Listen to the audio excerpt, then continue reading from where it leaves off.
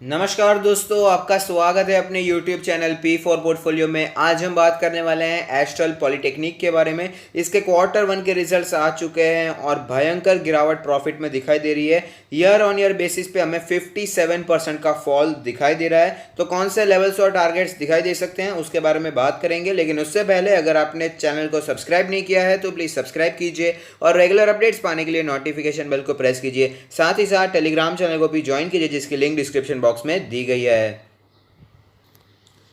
तो आप देख सकते हैं एस्ट्रल पॉलिटेक्निक का लास्ट ट्रेडेड प्राइस है 943 रुपीज़, जो कि हमें 0.1% ऊपर दिखाई दिया है। अगर बात करें यहाँ पर वैल्यूएशन के बारे में तो 14,000 करोड़ की मार्केट कैप है। पी रेशियो 70.8 है, जबकि इंडस्ट्री का पी 30 है, यानी कि इंडस्ट्री के पी से डबल से भी ज़्यादा प्राइस पर चल रहा है। प्राइस टू बुक रेशियो है 10.75, डिविडेंड यील्ड है 0.11। लेकिन डिलीवरेबल्स जोरदार दिखाई दे रहे हैं, 76.22% की स्ट्रॉन्ग डिलीवरी यहाँ पर दिखाई दे रही है। तो अब चलिए देखते हैं इसके क्वार्टर वन के रिजल्ट्स कैसे आए हैं। तो हम चेक करने वाले हैं एस्ट्रल पॉलिटेक्निक के कंसोलिडेटेड फाइनेंशियल रिजल्ट, जहां पर सारे फिगर्स रुपीज़ इन मिलियंस में दिए गए हैं। अगर बात करें यहां पर टोटल इनकम के बारे में तो आप देख पाएंगे टोटल इनकम में साफ साफ हमें गिरावट दिखाई दे रही है, चाहे वो क्वार्टर ऑन क्वार्टर बेसिस हो या फिर हो year on year basis. 4078 millions हमें यहाँ पर टोटल इनकम देखने को मिला है। अगर बात करें यहाँ पर इसके नेट प्रॉफिट के बारे में तो नेट प्रॉफिट 200 मिलियन के आसपास देखने को मिला है। To be precise 203 million rupees का हमें यहाँ पर नेट प्रॉफिट देखने को मिल रहा है, जो कि पिछले क्वार्टर के मुकाबले भी काफ़ी ज़्यादा नीचे दिखाई दिया है और साथ ही साथ पिछले साल के मुकाबले भी हमें 57% की फॉल हमें देखने को मिल रही है। तो अच्छी खासी फॉल नेट प्रॉफिट में देखने को मिली है, जो कि ज़्यादा एक्सपेक्टेड भी थी, क्योंकि क्वार्टर वन का जो रिजल्ट था वहाँ पर ही ज़्यादातर लॉकडाउन का समय बसार हुआ था, तो इसकी वजह से ये एक्सपेक्टेड ही था। लेकिन फिर भी प्रॉफिट आया, ये अच्छी बात है। लॉस रिपोर्ट यहाँ पर नहीं हुआ है, लेकिन कौन से लेवल्स और टारगेट्स हमें दिखाई दे सकते हैं उसके बारे में चार्ट्स पर डिस्कस करते हैं। तो आप देख सकेंगे कि 750 के आसपास स्टॉक ने सपोर्ट लिया था जब मार्केट में भयंकर गिरावट देखने को मिली थी, और उसके बाद हमें यहाँ पर कंसोलिडेशन ही दिखाई दे रहा है। ज़्यादा मूवमेंट हमें यहाँ पर देखने को नहीं मिली है। 800 के लेवल से 1000 रुपीज़ के लेवल में ट्रेड करता हुआ नजर आता है। अगर बात करें करंट सिचुएशन के बारे में तो 200 डेज का ईएमए जो कि 984 का लेवल है, बार बार उसी के आसपास स्टॉक को रेजिस्टेंस फेस करना पड़ रहा है और वापस हमें स्टॉक में गिरावट देखने को मिल रही है। इंडिकेटर्स के बारे में बात करें तो मनी फ्लो इंडेक्स का नंबर कैलकुलेट होकर आता है 49.28। आप देख पाएंगे यहाँ पर ड्रास्टिक फॉल देखने को मिला था, लेकिन फिर रिकवरी देखने को मिली, लेकिन फिर से मनी फ्लो इंडेक्स का नंबर हमें नीचे जाता हुआ नजर आ रहा है। अगर बात करें आरएसआई के बारे में तो आरएसआई का नंबर कैलकुलेट होकर आता है 53.07। तो यहाँ पर हमें कंसोलिडेशन दिखाई दे रहा है आरएसआई के नंबर में, जो कि चार्ट्स पर भी दिखाई देता है। तो यहाँ पर हम कह सकते हैं स्ट्रेंथ टू न्यूट्रल कंडीशन ही दिखाई दे रही है।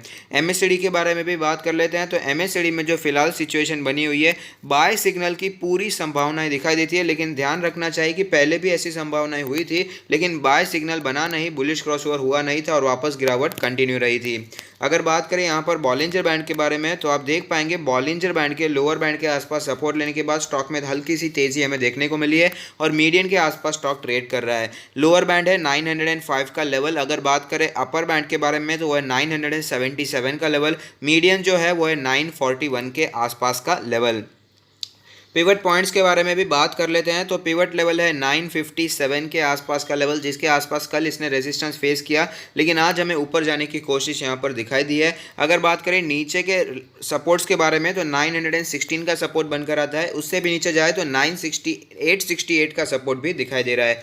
ऊपर के रेजिस्टेंस के बारे में भी बात कर लेते हैं। यहाँ पर 1005 का लेवल एज ए रेजिस्टेंस हमें फेस करना पड़ सकता है। उससे पहले 200 डेज का ईएमए जो कि 984 का लेवल, वो भी स्ट्रॉन्ग रेजिस्टेंस हमें दिखाई देगा। अगर बात करें इसके ऑल टाइम चार्ट के बारे में, जहां पर एक कैंडल 1 मंथ को रिप्रेजेंट करेगा, जिससे हमें पता चलेगा कैसी मूवमेंट हमें यहां पर बनती हुई नजर आ रही है।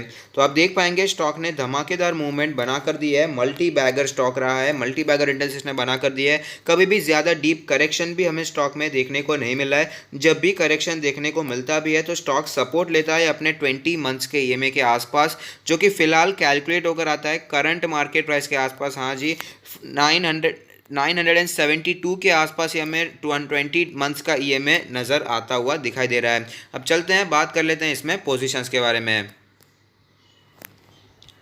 अगर आपने बहुत ही ज़्यादा ऊपर पोजीशन बनाकर रखी है, आप अभी डीप लॉस में चल रहे हैं, तो मेरा मानना है कि यहाँ पर आपको लॉस बुक करने की ज़रूरत नहीं है। बहुत ही अच्छी कंपनी है, फंडामेंटली स्ट्रॉन्ग कंपनी है, और जो सेक्टर में काम करती है, पाइप्स बनाने का काम करती है, इंडस्ट्रियल्स में ही नहीं एग्रीकल्चर में भी पाइप्स बनाती है। और आपको पता ही होगा एग्रीकल्चर पर कितना ज़्यादा फोकस यहाँ पर बढ़ता हुआ नज़र आ रहा है। तो यहाँ पर दो कंपनीज मेरी फेवरेट है इस सेक्टर की, जो कि एस्ट्रल पॉलीटेक्निक और सुप्रीम इंडस्ट्री। तो आप दोनों पर नज़र बनाकर रख सकते हैं। एस्ट्रल भी काफ़ी अच्छा स्टॉक है और सुप्रीम भी काफ़ी अच्छा है, दोनों में ही लॉस बुक करने की हमें ज़रूरत नहीं है। और अगर बात करें यहाँ पर, इसमें अगर आपने नीचे पोजीशन बना कर रखी है, आप अभी प्रॉफिट में चल रहे हैं, लॉन्ग टर्म के लिए लिया है, तो प्लीज़ लॉन्ग टर्म के लिए कंटिन्यू होल्डिंग कीजिए। लेकिन अगर आपने शॉर्ट टर्म के लिए लिया है, तो मेरा मानना है जो रेजिस्टेंस का लेवल है वो 1000 रुपीज़ के आसपास का है, क्योंकि उसी लेवल के आसपास स्टॉक ने कई बार रेजिस्टेंस फेस किया है और वापस स्टॉक हमें नीचे आता हुआ नजर आया है। तो इस रेजिस्टेंस के लेवल को आप नज़र पर रख सकते हैं। अब बात कर लेते हैं फ्रेश बाइंग के बारे में। तो कुछ लेवल्स मैं आपको बताना चाहूँगा। यहाँ पर 3 लेवल्स हमें दिखाई देंगे, जो कि है एक तो 800 का लेवल, उसके बाद 850 का लेवल,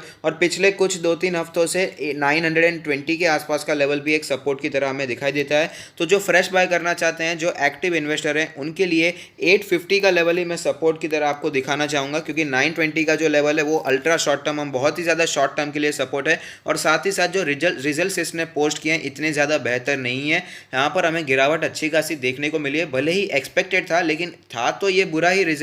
एक्सपेक्ट भले ही किया गया था कि रिजल्ट्स बुरे आएंगे, इतना एक्सपेक्टेशन के साथ आया, लेकिन रिजल्ट्स बुरे ही आए हैं। तो यहाँ पर मेरा मानना है कि अगर आपको 850 के आसपास मिलता है तो उसके जैसा कुछ नहीं। 850 के आसपास, 840 से 870 के आसपास आप ये अपना जीटीटी ऑर्डर लगाकर रख सकते हैं और वहाँ पर बाय करने के बारे में सोच सकते हैं। और लेकिन अगर आप वेट करना चाहते हैं और भी ज़्यादा कंजर्वेटिव इन्वेस्टर हैं, तो उनके लिए भी लेवल मैं ज़रूर बताना चाहूँगा, जो कि है 770 के आसपास का लेवल, जो मैंने पहले भी आपको रेकमेंड किया था। उसी लेवल पर आप बाय कर सकते हैं। और आप देख सकते हैं उसके बाद 1000 का लेवल भी हमें देखने को मिला है। तो यहाँ पर 770 से 820 का जो लेवल है वो अच्छा सपोर्ट है कंजर्वेटिव इन्वेस्टर्स के लिए बाइंग करने के लिए। स्टॉक बहुत ही अच्छा है, यहाँ पर नज़रें बनाकर रखिए, ज़्यादा भागा हुआ स्टॉक नहीं है। यहाँ पर फ्रेश बाइंग के बारे में सोचा जा सकता है। अगर मार्केट को रिजल्ट्स बुरे लगते हैं, अगर स्टॉक में गिरावट देखने को मिलती है, तो यहाँ पर बाइंग की अपॉर्चुनिटीज ढूंढनी चाहिए। और मैं अपने टेलीग्राम चैनल पे लाइव भी आपको बताता रहूंगा कि कौन से लेवल पर आपको बाय करना है। तो लेवल्स मैंने आपको बता दिए हैं, लेकिन कौन से लेवल पर लेना चाहिए ये तो आपका डिसीजन रहेगा।